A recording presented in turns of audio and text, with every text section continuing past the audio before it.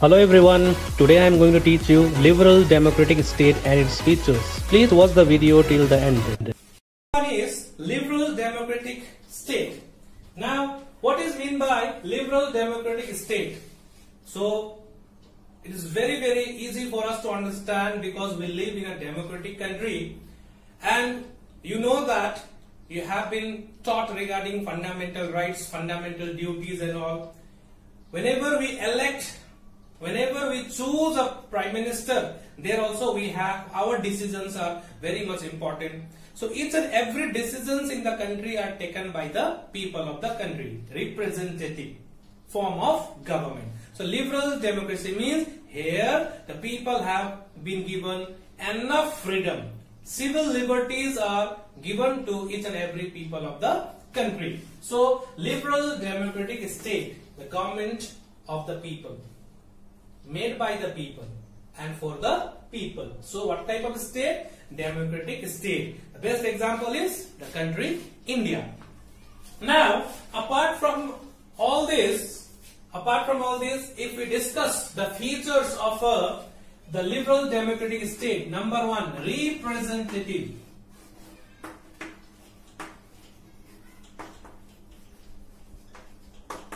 Representative form of government.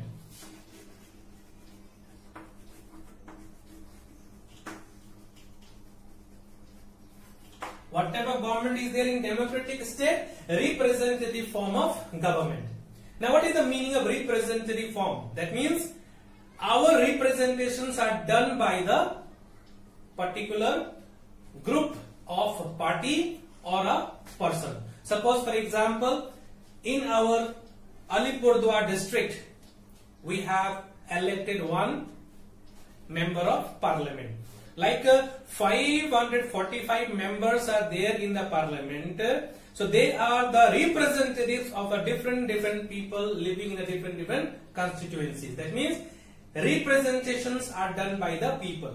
So we are represented in the union parliament by our member of parliament. So representative form of government. The representatives are the one who later on form the government, and they make and form important policies. So, a representative form of government. Whenever we need or to bring changes in the government, the same process has to be done. People of the country will decide what is to be done. So, the next topic is, next important feature is civil liberties.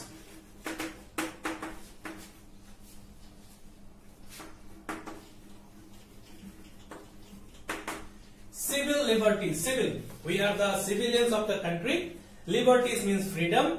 Each and every citizens of this country, they are being given enough freedom. Civil freedoms are given to them. How they have been given the civil freedoms? Through our constitution.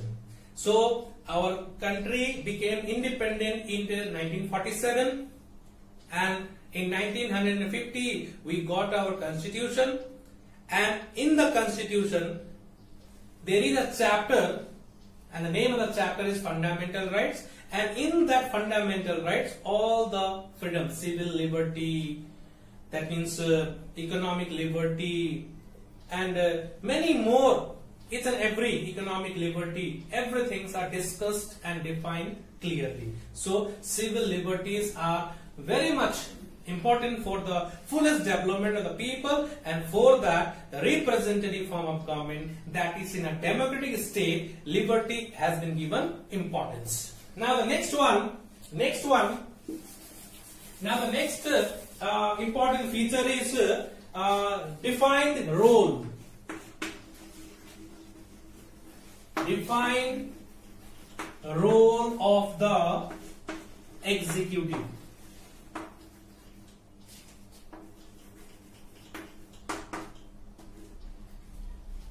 Defined role of the executive.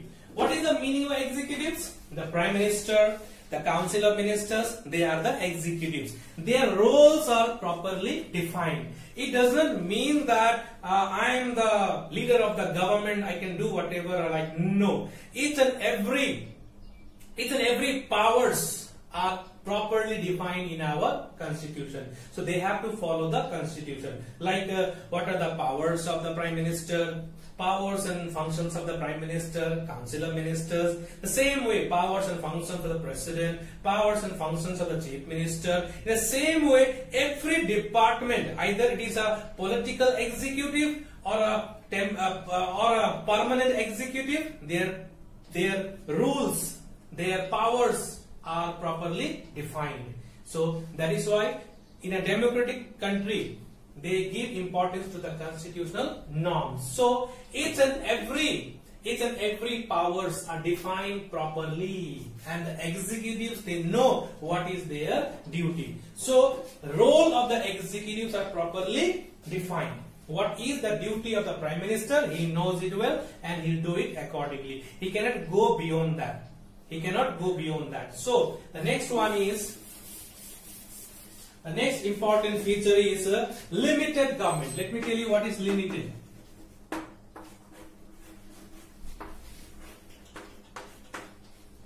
Limited government.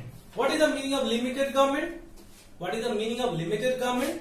Very simple. The government which we elect in our country, they have the term of how many years? 5 years. They remain in office until they enjoy the majority. If a vote of no confidence is passed, so definitely the government will fall before the completion of the 5 years term. So the government is very much limited. Or we can say that the government is elected or the government is formed for 5 years. They cannot continue for another 5 years term. For that, again elections are to be conducted. So 5 years, within these 5 years, if the government does their work properly, if the people are happy with the work of the government, then definitely next time, if they want the same government to come in power, then once again election is to be done and people will cast their vote and bring the same party into power. Okay, so now this is all about limited government. Now the next one we have is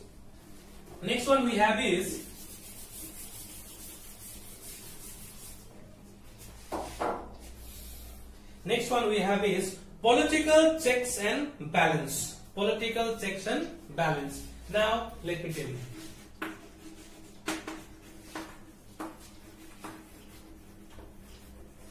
Checks and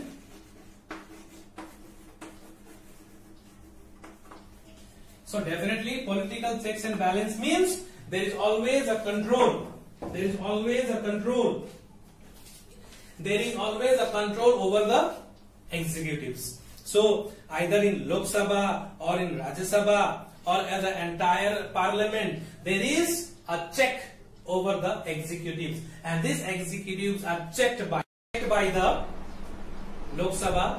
That is, the entire parliament checks over the executives. So executives are completely controlled by the member of Lok Sabha.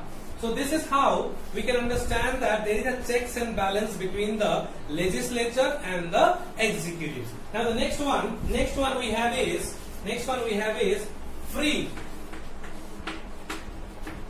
and open struggle. Free and open struggle between the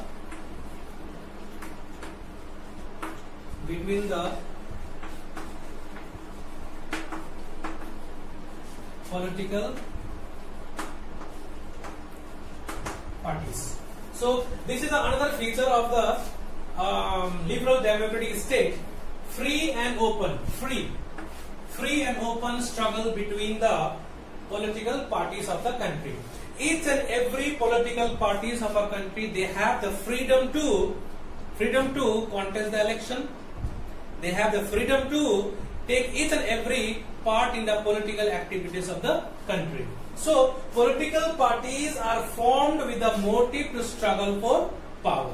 So in a democratic state, lots and lots of political parties are there, and each and every political party, they strive to come to power, and their ultimate motive is to hold the government position, to serve the nation for the betterment of the people. So this is all about being seen in a democratic state. But in a totalitarian state, this is not there. In an authoritarian state, this is completely missed out. That means in a totalitarian state, there is no place for other political parties rather than existing one political party.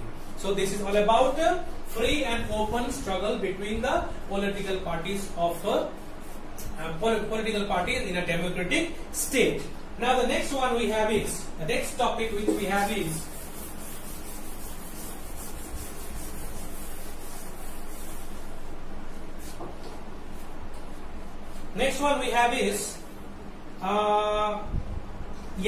it is similar to the topic which we have discussed, that means freedom to manage the political parties of the country.